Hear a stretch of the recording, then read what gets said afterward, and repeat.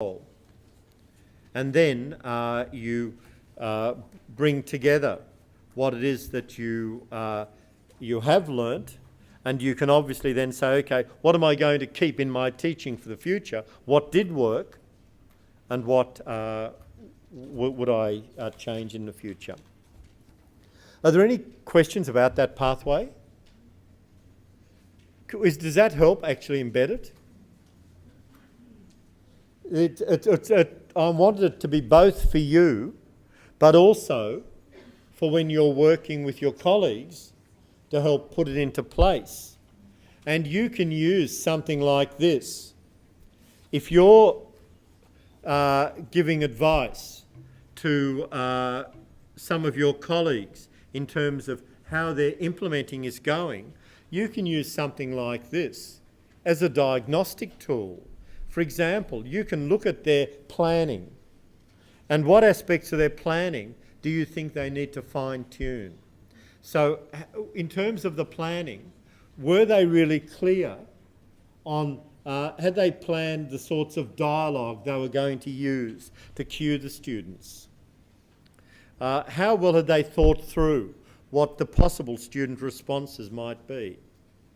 And when they implemented it, again, how would you diagnose aspects that may not have worked as well as the teacher would have liked? So in the past, we have used a plan or plans like this for helping people see all that they do have in place and what things they just need to fine-tune slightly.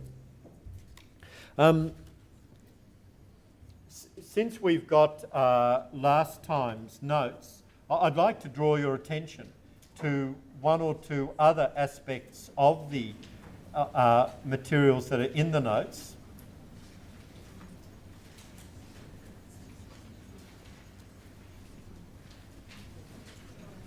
I'm sure many of you are aware that E5 is the new instructional model for DEET.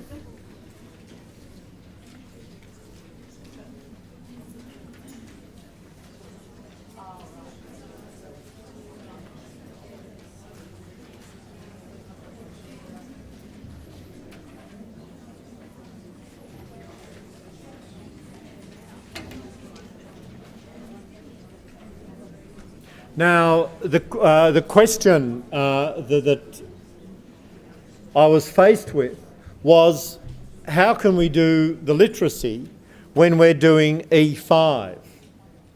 Where does E5 fit with the literacy work?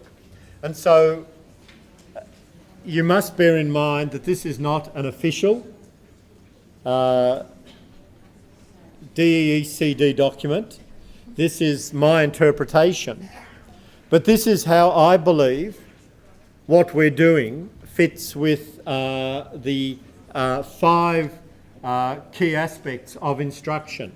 There are going to be obvious differences, or there are going to be places where E5 doesn't overlap precisely with the high reliability strategies.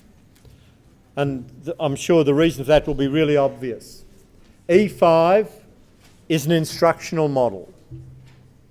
The high reliability strategies is a learning model.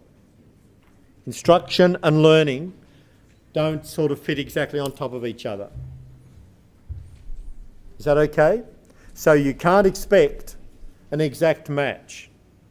But what I've tried to do, first of all with the first two strategies, is to show how they would go about meeting each aspect of E5. So with the getting knowledge ready, if I were wanting to engage the students, I would be doing these things. But you can see that what I've described here are things that learners do. It's not what the teacher does. I've had to reword it. See, it's awkward. I've said the teacher asks the students to. You see the problem there? Because our model is a model of learning.